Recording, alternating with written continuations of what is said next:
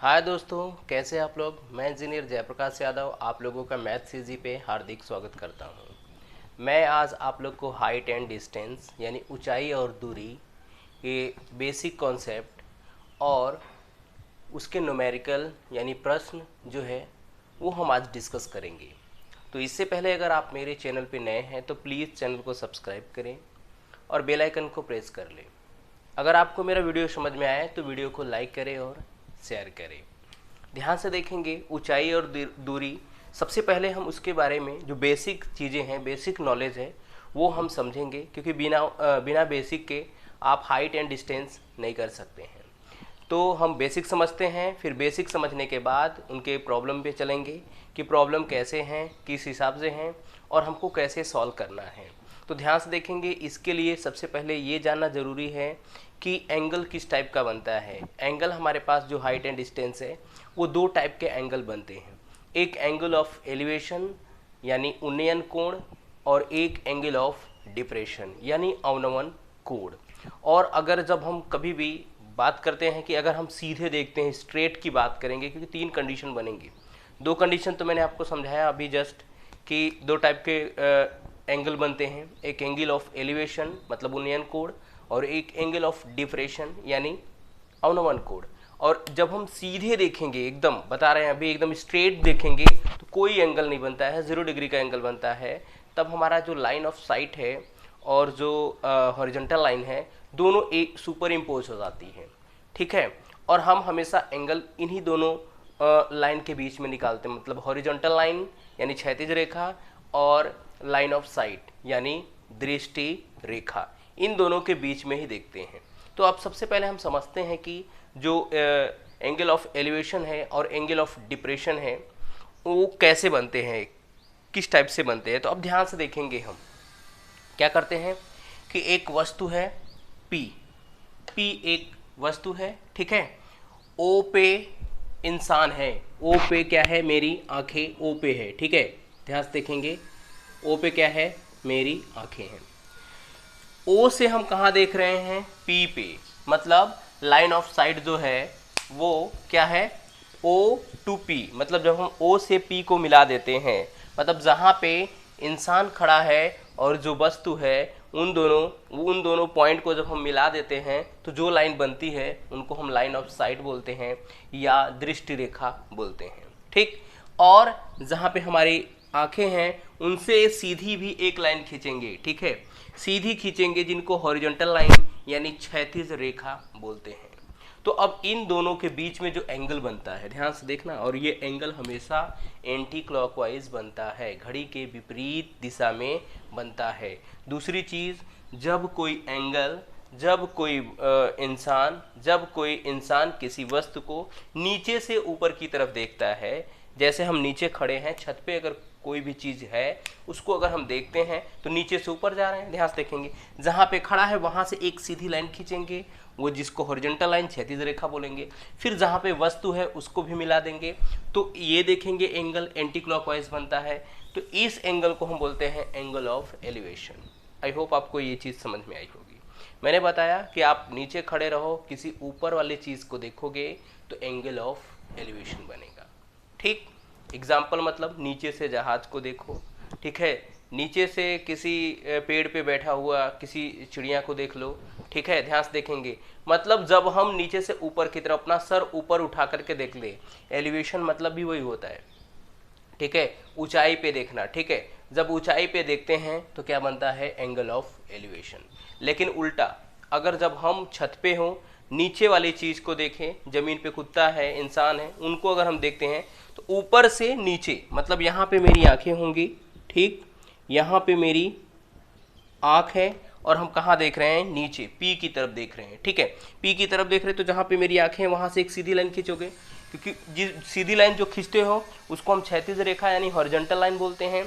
तो horizontal line और जो हमारा आँख है और ऑब्जेक्ट के जो बीच लाइन बन रही है यानी लाइन ऑफ साइट या दृष्टि रेखा, ठीक है, हमेशा angle line of site and horizontal line के बीच में ही बनता है, ठीक।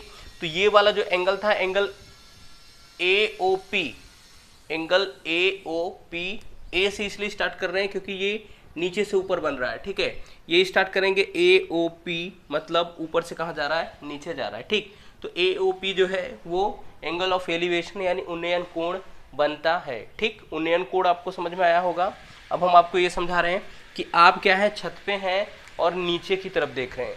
आप देखो, हम जहाज को देखते हैं, तो अगर जहाज पे बैठे कोई इंसान अगर नीचे देखे, ठीक है, हेलीकॉप्टर में बैठा हुआ कोई इंसान नीचे देखे, तो जहाँ पे वो बैठा है वहाँ से एक लाइन खींचेंगे, उसको क्षैतिज लाइन बोलेंगे, एकदम सीधी लाइन। यहाँ पे है तो इससे सीधी लाइन खींच दो क्षैतिज रेखा।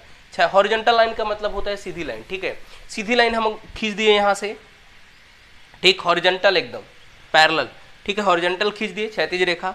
फिर जहाँ पे हम देख रहे हैं वहाँ से, और जहाँ पे सॉरी इंसान है, ठीक है, ऑब्जेक्ट और जहाँ पे इंसान है जो देख रहा है आँख, उनको मिला देंगे, उसको लाइन ऑफ साइट बोलेंगे। अब ये जो एंगल बन रहा है वो क्लॉकवाइज बन रहा है, मतलब घड़ी की दिशा में बन रहा है क्लॉकवाइज, ठीक, क्लॉकवाइज। तो एंगल ऑफ क्या बनेगा, डिप्रेशन, जिनको हम अवनमन कोण बोलते हैं, ठीक है।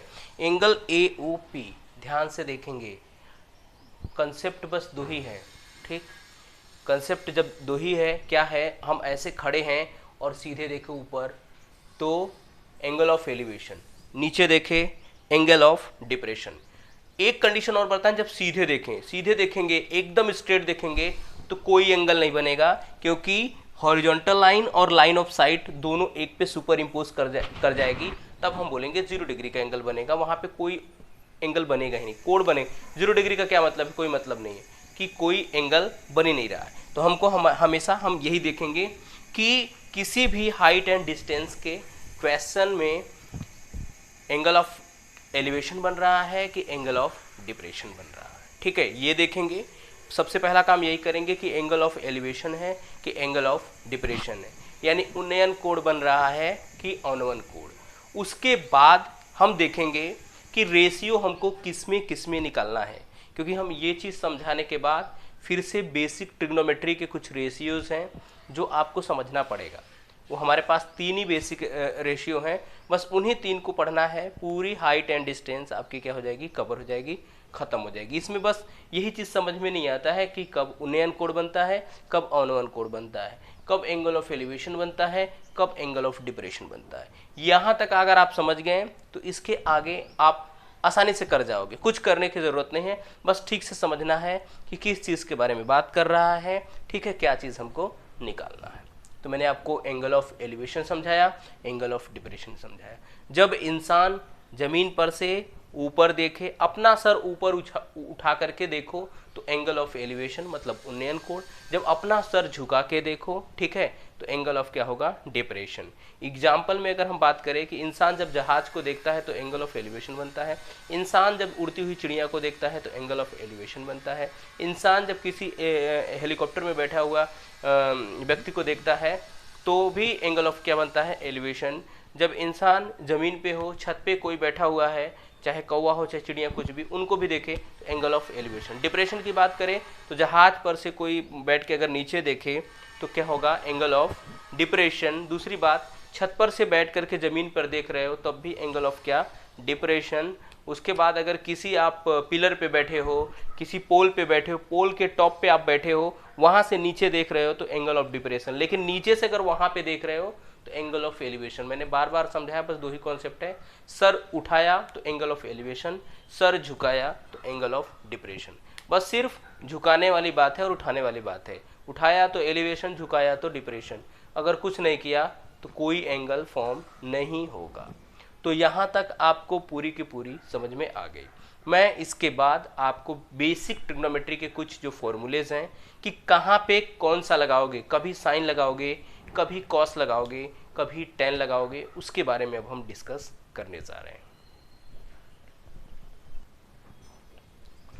अब देखते हैं, सबसे पहले ध्यान से देखेंगे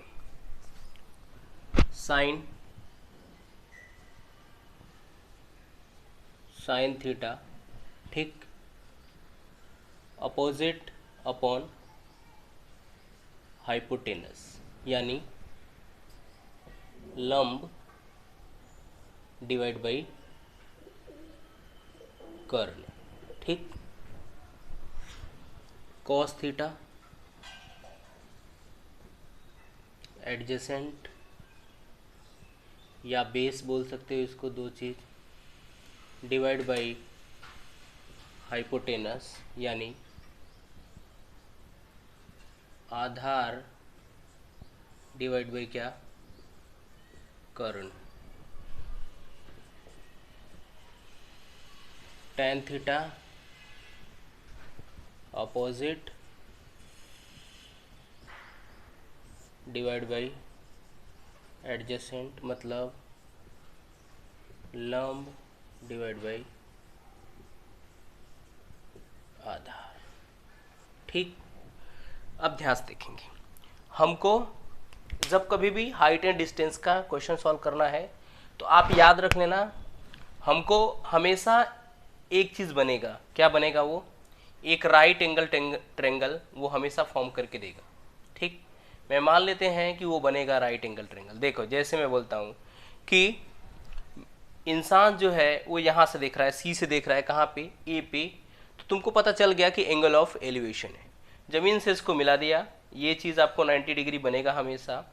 अब आपको उसमें ये एंगल दिया रहेगा, ठीक, ये एंगल दिया रहेगा, एंगल ऑफ, नीचे से ऊपर देख रहा है तो एंगल ऑफ एलिवेशन, या तो यहाँ बैठ के इसको देखेगा तो एंगल ऑफ क्या बनेगा, डिप्रेशन बनेगा। ठीक, समझ में आ रहा है, यहाँ से ऐसे बनेगा। ठीक, ये वाला एंगल तब दिया रहेगा, एंगल ऑफ क्या बनेगा, डिप्रेशन। याद रख लेना हमेशा, सॉरी यहाँ से नहीं बनेगा, यहाँ से बनेगा फिर। ठीक, तो हम बताएंगे हमेशा जो एंगल बनाएंगे, कोण जो बनाएंगे वो हमेशा हॉरिजॉन्टल लाइन से ही बनाएंगे, जहाँ पे है वहाँ से एक हॉरिजॉन्टल लाइन खींचेंगे, वहीं से क्लॉकवाइज या एंटी क्लॉकवाइज। अब ध्यान से देखेंगे, अगर हमको इन दो, ये क्या है हमारा, ये अगर ये मान लेते हैं अल्फा है तो ये एडजेसेंट हो जाएगा, ये अपोजिट हो जाएगा, और ये क्या हो जाएगा, हाइपोटेनस हो जाएगा, यानी ये हो जाएगा लंब और ये हो जाएगा हमारा आधार और ये हमारा हो जाएगा कर्ण। ठीक, चलो अब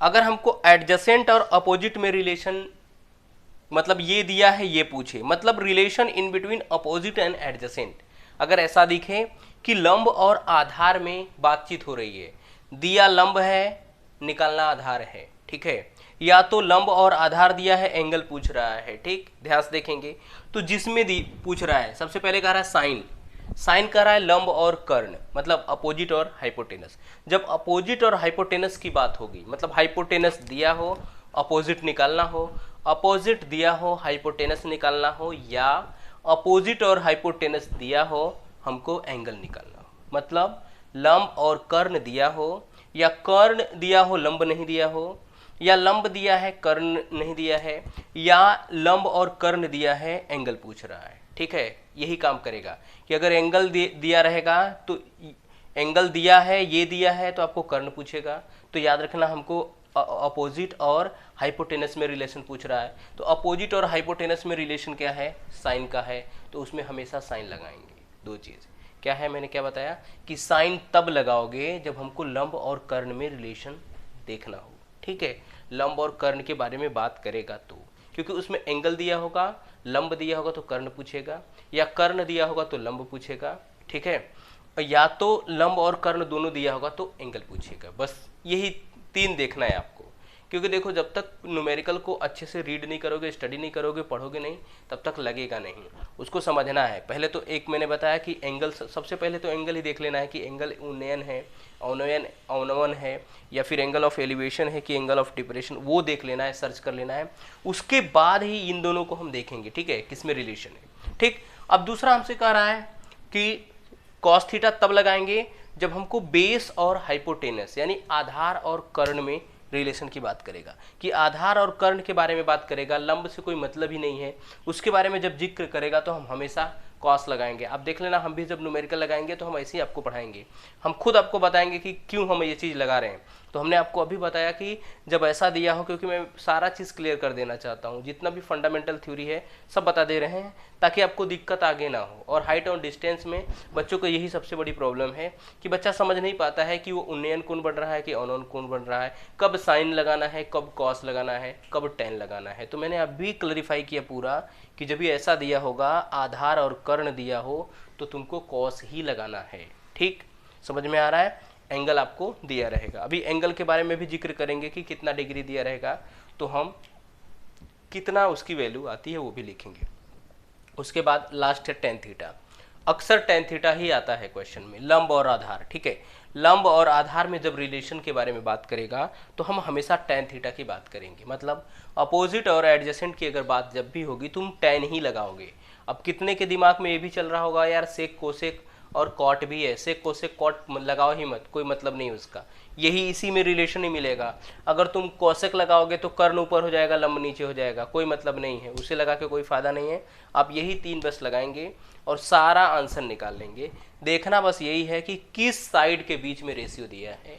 अगर अपोजिट और हाइपोटेनस है देन साइन आप लगाओगे, एडजेसेंट एंड अपोजिट है देन कॉस यूज करोगे, और अगर अपोजिट और एडजेसेंट है, ठीक है, अपोजिट और एडजेसेंट और हाइपोटेनस है तो कॉस, अपोजिट और एडजेसेंट है यानी लंब और आधार है then you will have to क्या, टैन थीटा। आपको यूज करना पड़ेगा क्या, टैन थीटा। कब, जब लंब और आधार या अपोजिट एडजेसेंट में रिलेशन दिया हो तो। ठीक, इसके बाद हम आपको पढ़ा देते हैं कि डिग्री की वैल्यू, ठीक है, कि कितने पे कितनी वैल्यू होती है। ठीक, अब देखो इसमें क्या है, एंगल और उस पर साइन की वैल्यू क्या है, और हम डिग्री में ही लिखे हैं। ठीक है, रेडियन में अगर मैं बात करूँ, रेडियन में जीरो को तो जीरो में ही रेडियन होगा। 30 का मतलब होता है पाई/6। ठीक है, आप समझ सकते हो और नहीं तो लिख लो। 30 का मतलब है पाई/6, 45 पाई/4, 60 पाई/3, 90 पाई/2। ये होता है एंगल इन रेडियन। और डिग्री में तो मैंने लिख दिया है 0 degree, 30 degree, 45 degree, 60 degree, 90 degree. Sine की वैल्यू 0 पे क्या होती है 0, 30 पे होती है 1/2, 45 पे होती है 1/√2, 60 पे होती है √3/2 और 90 पे क्या होती है 1। ठीक, ये भी मैंने आपको बताया है मेरे ट्रिग्नोमेट्री के जो मैंने पढ़ाया है ट्रिग्नोमेट्री के वीडियो में, आप जाइए प्लेलिस्ट में उसमें से देख लीजिए। पहले ही दिन मैंने ये सब डिस्कस किया है कि कैसे निकलता है क्या है, वहाँ से भी आप देख सकते हो। साइन हो गया, तो अब हम कॉस थीटा के बारे में बात करते हैं। उल्टा करके लिखो इसको, कॉस 0 की जो वैल्यू होगी वो साइन 90 की वैल्यू होगी। ठीक, कॉस जो 30 की वैल्यू है वो साइन 60 की वैल्यू होगी, मतलब √3/2। ठीक, फिर 1/√2, फिर 1/2, फिर 0। ठीक, समझ में आ रहा है, 0। वैसे भी हाइट एंड डिस्टेंस में ये एंगल जिंदगी में नहीं बनने वाला है। ठीक, क्योंकि किसी भी राइट एंगल ट्रायंगल में 2 90 डिग्री बनते ही नहीं, तो इसके बारे में तो छोड़ ही दो, उसका कोई मतलब नहीं, वहाँ तक नहीं जाएगा, सिर्फ इतने तक ही बनने वाला है। अब टैन की मैं बात कर लूँ जरा, टैन थीटा। ठीक, टैन 0 की बात करोगे तो 0, टैन 30 की बात करोगे, इन दोनों को डिवाइड कर दो, इन दोनों को डिवाइड करोगे तो 1/√3, इन दोनों को डिवाइड करोगे एक सेम चीज़ है, इसमें करोगे तो 2 से 2 कैंसल, √3 और इसको करोगे तो नॉट डिफाइंड। ठीक है, ये हाइट एंड डिस्टेंस में यूज ही नहीं होता है।